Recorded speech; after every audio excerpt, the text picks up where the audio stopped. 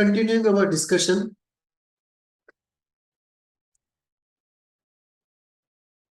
last session we saw the first part of the slide.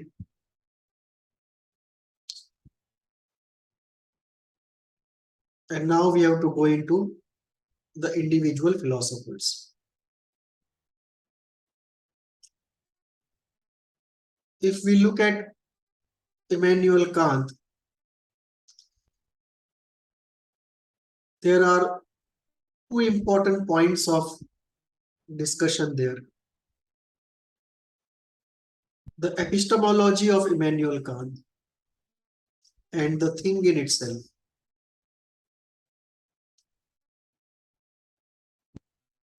The epistemology of Immanuel Kant is very useful when we try to understand the process of knowing.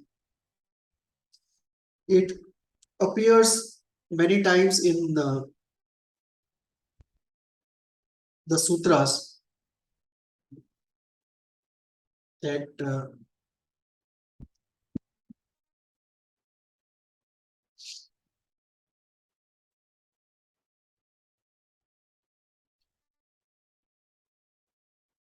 it appears many times in Sutras. The seer, the seen, and the process of observation are seen as one. Another occasion, the seer is different from the seen. Third occasion, the seer is different from the process of seeing. Fourth occasion, stimulus and response is one unitary moment. Fifth occasion, events seemingly connected by cause and effect relationship appear to be in reality disjointed. When we look at these five mentions in Yoga Sutras, Kant's concepts of epistemology come in. When we observe the process of seeing, inevitably we will generate Kant's epistemology. Add or subtract a few elements, in essence we will regenerate.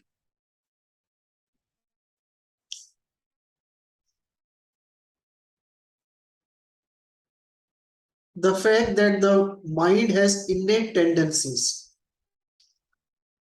it is not a tabul rasa, and therefore the process of knowing inevitably has a flavor of the apparatus which is trying to know. And this Patanjali also says that the mind cannot know anything without leaving a slight trace of its color and influence. And Kant says the same thing, that the mind is not a blank sheet of paper. The process of the apparatus of knowing has its own innate characteristics, and knowing can happen only subject to those characteristics. Therefore, human knowledge can never be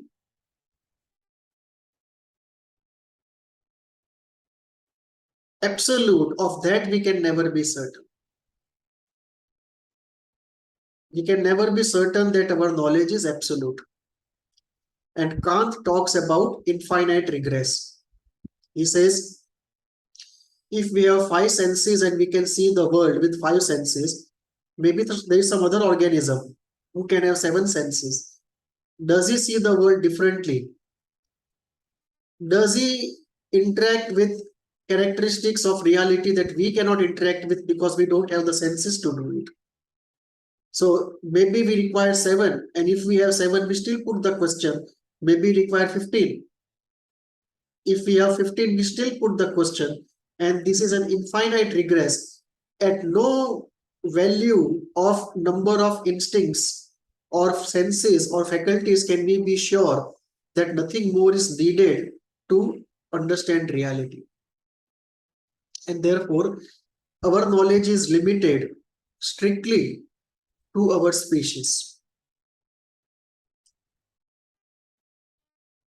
The second thing that Kant brings about is the thing in itself, that cannot be known because we can never be sure that we have adequate number of senses to know it, or adequate type of processing capacity to know it, even if the senses catch something.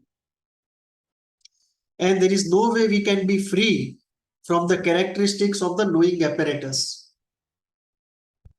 And there is no way of knowing other than going through this process of knowing.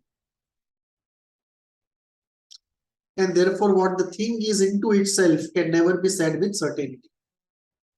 All that we can say is what it appears to us, not what it is into itself. Patanjali agrees to it.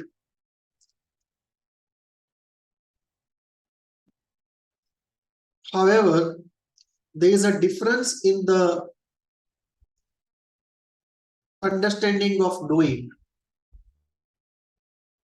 Patanjali does not believe, nor does the Hindu psychology, that the only way to know is to know through the normal process of the sense apparatus.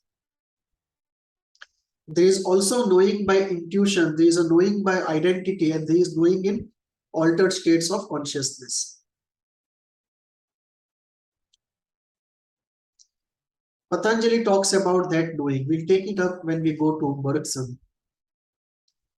But Patanjali does talk about that kind of knowing, which happens in various states of samadhi and by practice of various samyamas.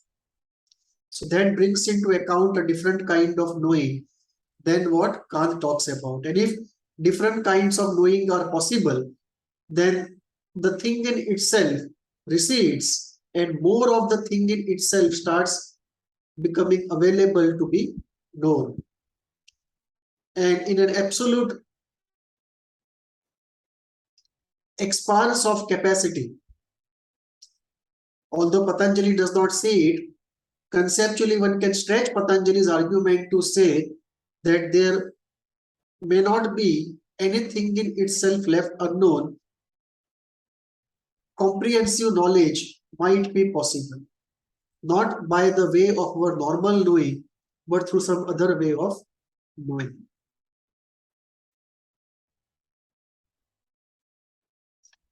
So the thing in itself also comes into question, not that we have a definitive answer to say thing in itself can be completely exhausted into the realm of knowing, but that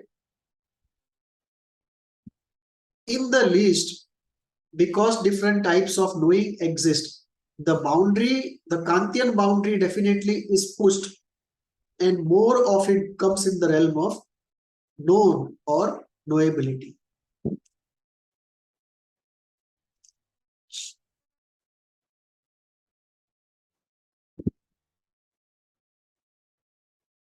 When Heidegger talks about being and being, existence and existence,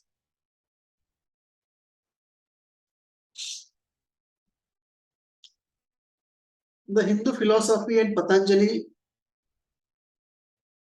they don't create a dichotomy between pure being and beings.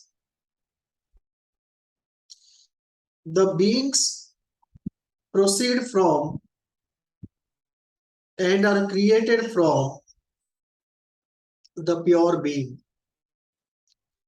The immanence of pure being constitutes the world of beings. Heidegger rejects the idea of pure being. For Heidegger, the only being is being in time, and that is the small being. So Heidegger's being in time is this being in time. It is not this being in time. This is rejected because all being is in the context of a historical time. There is nothing transcendent to historical time that can exist as pure existence.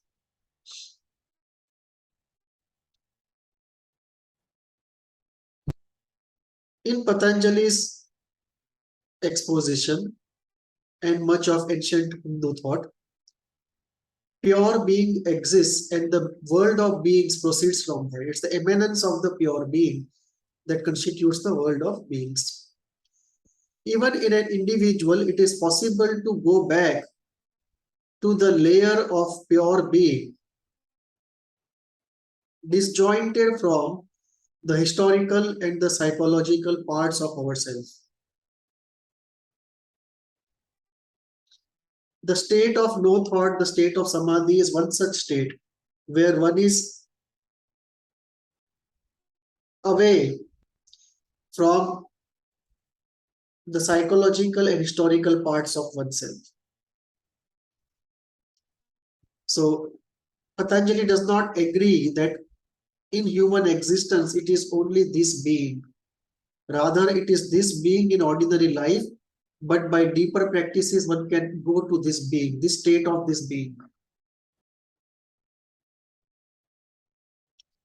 This in fact is the goal state, away from the world of beings, free from the world of beings. Heidegger does not believe this is possible. This is actually a goal state in Indian spirituality. The freedom from the world of beings.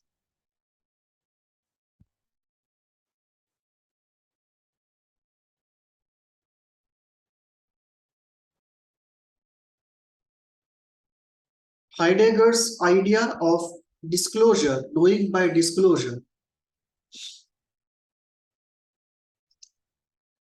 also is very close to Bergson's idea of intuition and brings into discussion another way of knowing.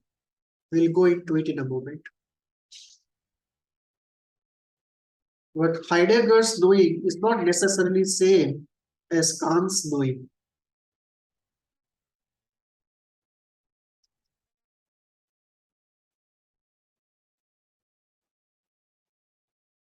Freud was influenced by Kant and Schopenhauer. And Schopenhauer preceded Freud in the idea of the unconscious. His very famous statement was, people feel they are drawn from the front, but in fact they are pushed from behind.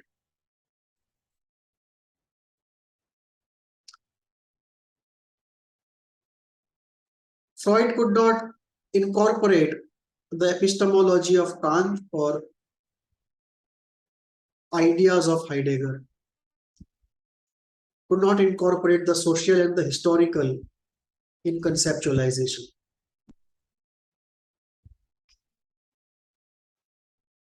Freud also could not integrate anything from spirituality, the supernormal.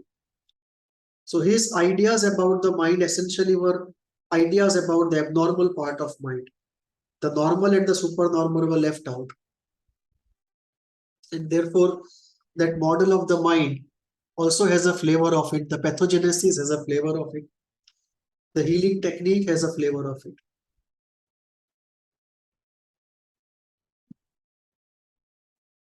Contrary to Kant, Freud thought of the mind almost as being tabula rasa.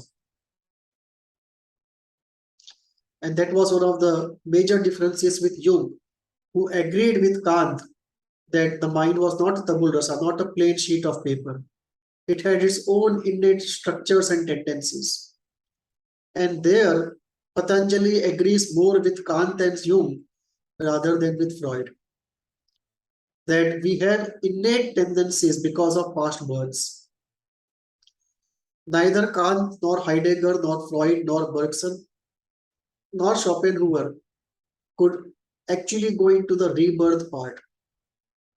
As reincarnation research proceeds, we will have a revision, a very fundamental revision, perhaps, hopefully, I think, not only perhaps, but hopefully from my point, of these concepts. But even if as they are, we need to incorporate them, not incorporated as yet. So we find there the differences between what Freud says and what Patanjali says. There's also a difference in terms of the healing technique. Patanjali's eightfold path is very different from what Freud would prescribe as a course for healing or course for self-development.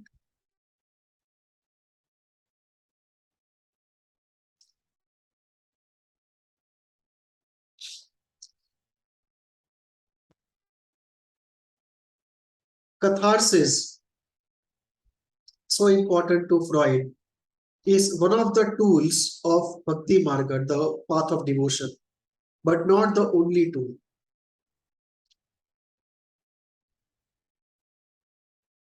Making the unconscious conscious cognitively is not the only tool. Observing as an observing ego is not the only tool. Patanjali is far more holistic and open than Freud. If we look at Bergson, is intuitionism and intuition as a way of knowing. Patanjali, like much of Hindu philosophy, agrees with Bergson that there is a superior way of knowing, and that superior way of knowing may not give us comprehensive knowledge, but definitely gives us essential knowledge. And very importantly, a conviction of truth, a sense of discernment, whether something is true or not, something is complete or limited, is something completely thought out, or is it awaiting completion? That intuition and a different way of knowing, and this is something we have to develop after the normal knowing, not as a substitute of it. So this knowing by intuition, knowing by identity, knowing by rare states of samadhi, this has to complement, and this is a post-normal thinking stage.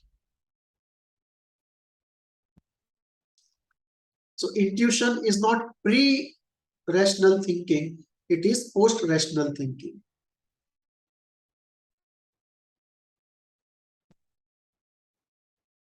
And Bergson there talks about intuition and knowing of different types, not only the type of knowing that Kant talks about, from sensation to perception to conception to knowledge.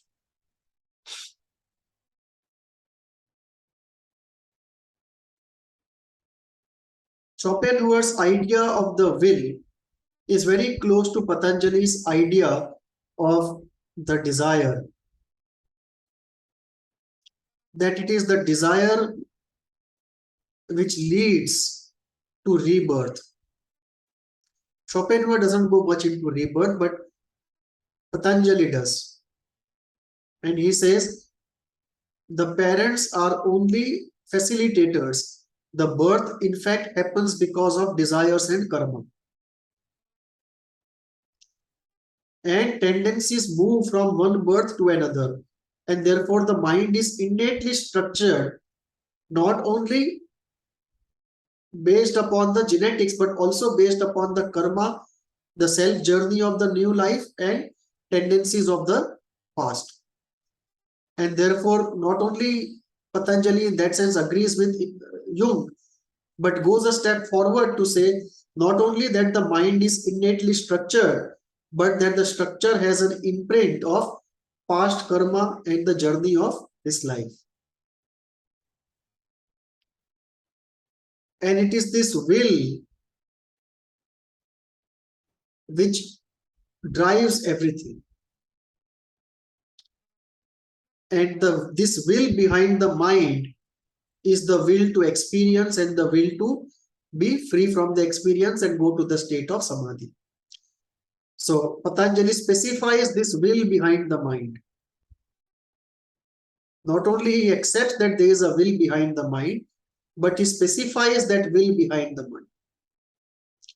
To say the will behind the mind is to have experiences and then work to be free from the need and the compulsion of experiences and reach a state of samadhi.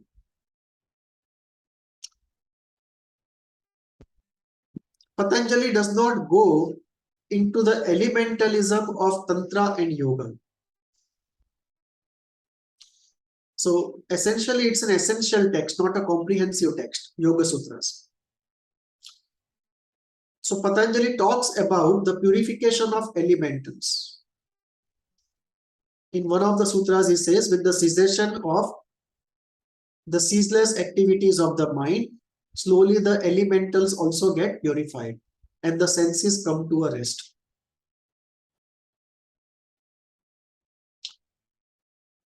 Patanjali does not go into the specifics of elementals the way the Jain philosophers do, the way Tantra philosophers do, the way Yoga philosophers do. So Patanjali does not go into either philosophical elementals of earth, water, fire, sky, space, or detailed elementals that Tantra and Yoga define in terms of the body elementals, the thought elementals, the emotion elementals, the energy body elementals, and the karmic elementals. That kind of detailed elemental description Patanjali does not go into. Patanjali also does not go deeply into chakras. He mentions in few sutras where he says doing a samyama on a particular chakra gives some results, but does not go into the detailed anatomy, the structure and the functioning of any chakra. So Patanjali keeps away from elementalism. But deeper, if we go into any sutra of Patanjali, there is no way we can escape elementalism. And there, Tantra and Yoga help us out. They already have some science in the language of elementalism. And I have created a model of the mind. I have created a model of the mind called heat, where I have tried to put together the East and the West and bring in an element of elementalism. HEAT is an acronym for Holistic Elemental Analysis and Therapy. And it is a full school which has its own philosophy, model of the mind, pathogenesis, and healing technique. So,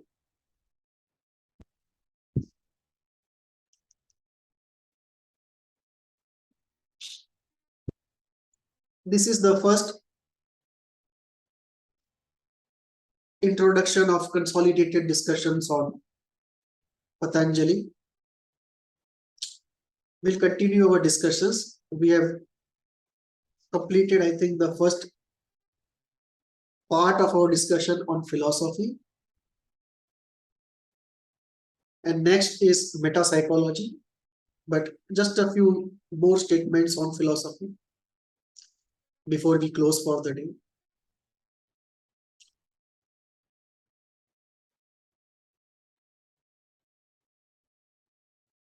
One important statement of elementalism that Patanjali makes, which is not elaborated enough, goes to the root of the theory of karma. Patanjali obviously believes in the theory of karma. It says that at one of the places, Patanjali says that an individual's desire is not actually an individual's desire. It is a desire of the whole. Similarly, an individual's mind is not actually an individual's mind. It is the mind of the whole. And Patanjali is not referring to the collective unconscious of Jung. Patanjali is talking in a much wider and comprehensive sense, an essential sense. What he means is that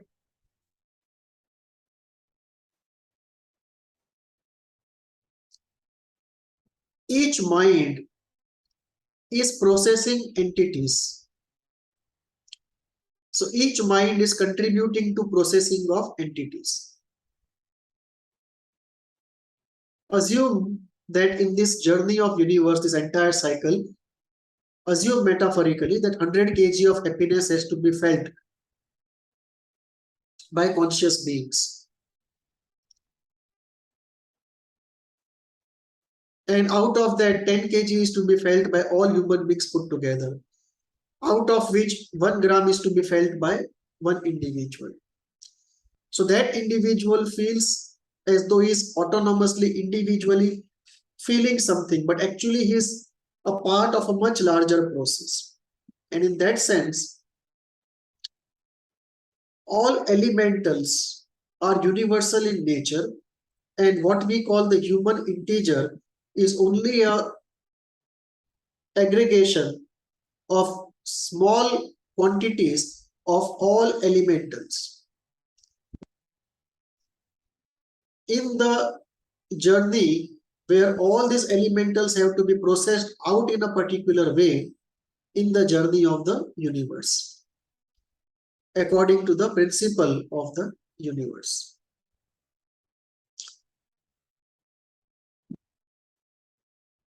So Patanjali brings in a very interesting element of transpersonalism. In terms of elementals that constitute us being elementals in process, a ceaseless process.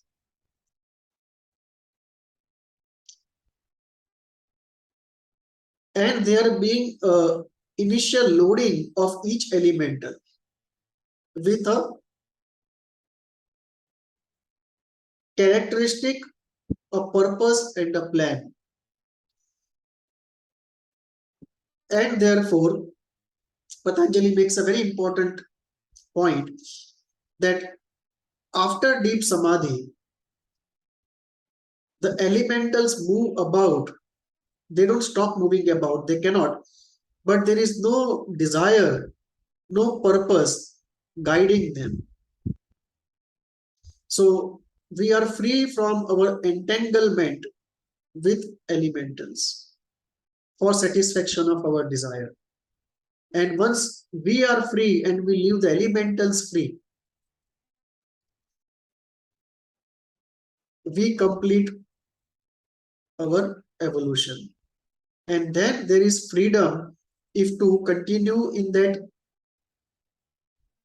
liberated state, free state, or to again come back and engage with the elementals and participate in the historical process.